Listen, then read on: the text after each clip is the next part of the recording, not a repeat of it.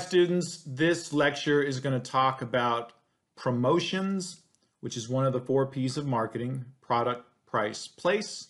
And then we have promotion. Promotion is what everybody thinks marketing does. So now you know at this stage of the semester that marketing is responsible for all the other pieces as well: pricing, developing products, determining how to distribute the products via the place. So let's dive into promotion. And when we talk about promotion, we're talking about the promotional mix. These are the 4 things you see up top on this slide. That can include public relations, advertising, personal sales, and sales promotion tactics. And you see an example of each of those listed here. On the far right, you have sampling. That's sales promotion. In the very top, you see Jack in the Box, Big Brothers Big Sisters getting a check for $325,000. That is public relations. On the far left, you see the print ad for M&Ms. That's advertising. And on the bottom, you see a salesman handing a customer a set of car keys from a new car purchase. That is personal sales, i.e. salespeople. So those collectively are called the promotional mix. And companies will focus in on one or several of these tactics to promote their products.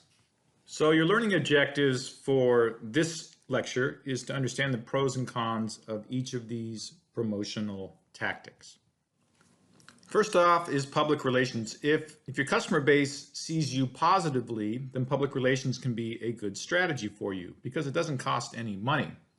So writing press releases, hosting special events, doing good works, anything that sheds a favorable light on the company would be considered public relations. The positives of public relations: it's free media coverage.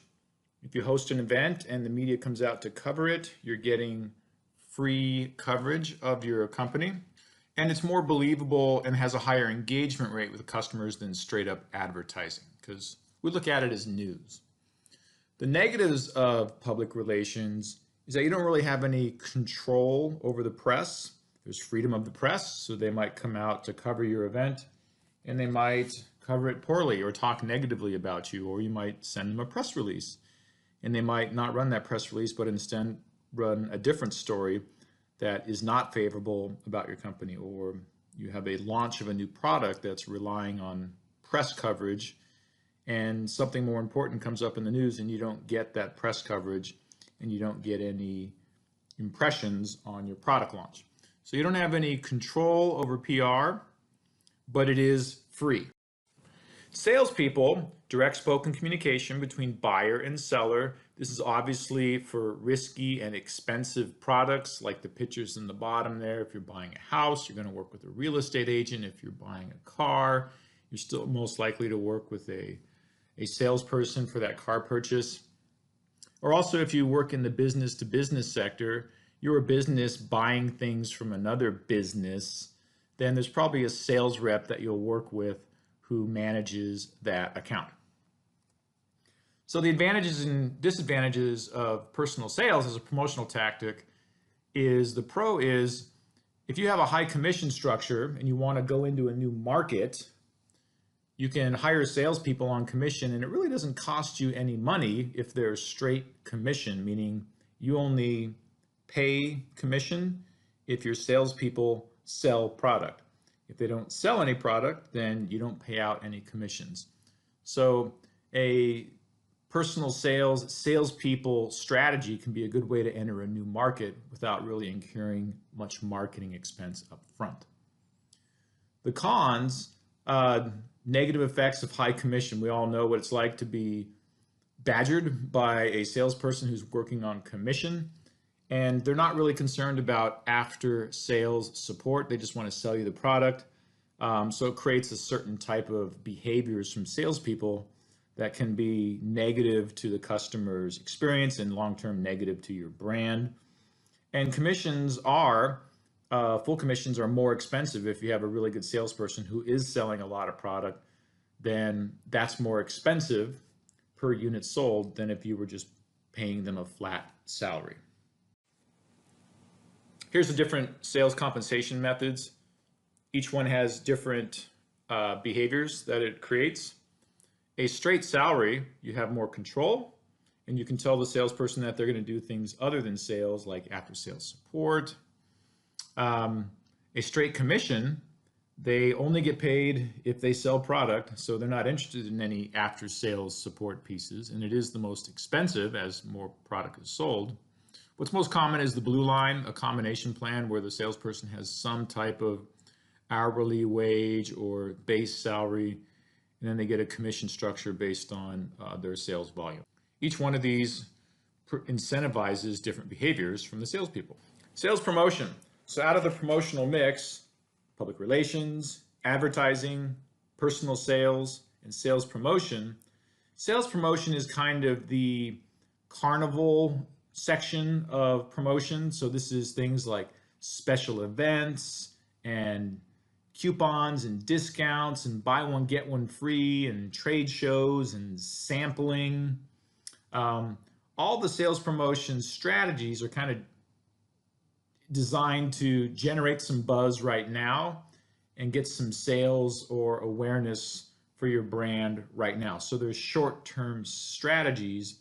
They're not meant to be permanent fixtures to your promotional mix. Here we see Red Bull, which is one of the leaders in sales promotion tactics as an energy drink. They've been doing a lot of different things. This is their flu tag competition where contestants can fly things off of this barge and try to have wings like Red Bull, and most people crash into the water. So with sales promotion, think we're trying to generate short-term sales. We're launching a new product. We want people to try it, so we're going to discount it, or we're going to do a special event, or sampling, aggressive sampling. The goal of sales promotion is to have a quick sales stimulus, a shot in the arm for sales right now. It also makes the marketing department look good. Hey, we did the sales promotion and sales increased 15%. But it can have negative side effects, right? So maybe you use a Groupon and you and your date go out to a restaurant using a Groupon coupon, and when you go to the restaurant, it's slammed because everybody's got that Groupon, and so you pay less, but you have a worse experience as a customer. You also have a worse experience as a business because Groupon takes 50% of that sale, so you're discounting your offer, and then you're splitting whatever sale is left between you and Groupon. So you are watering down your profit margin.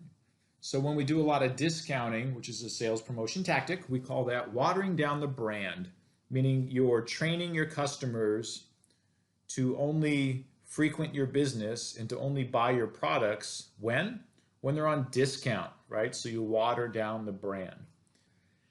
And most importantly, sales promotion is not intended to be a long-term strategy. If any of you have ever been to Bed Bath & Beyond, you've probably got a Bed Bath & Beyond coupon and you continue to get them in your mail. And so you just save them up and wait until you have enough of those to go in and use them for a discount, right? So that's a classic example of watering down the brand. So meant to be short-term, not a permanent strategy. And then advertising types. So advertising types, these are different types of ads for different types of brands and different types of products. You could have a pioneering ad, you could have a comparative ad, you can have a reminder ad, or an institutional ad. And there's some examples here of each. A pioneering ad is when you're selling a product that people aren't even aware that it exists or why they would need to buy it.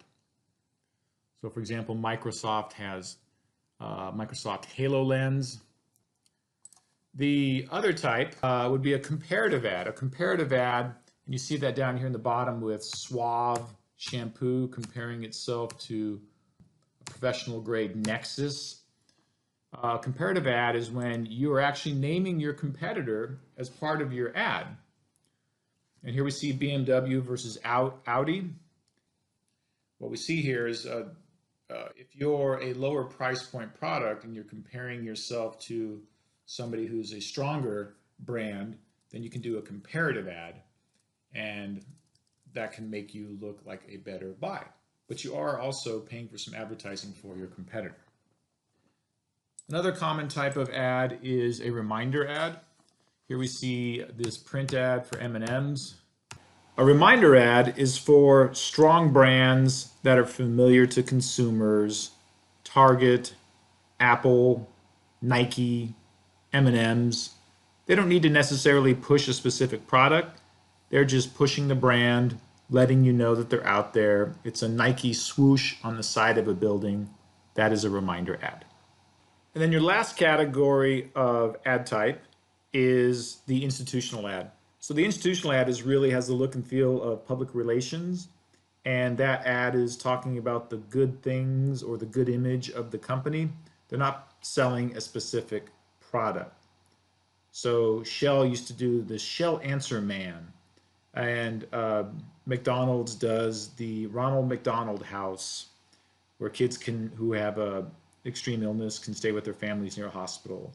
And Budweiser does an ad about the Clydesdales because it's a positive American image. So those are institutional ads that are focusing more on the good works of the organization or its people. That wraps this lecture. Thanks for listening.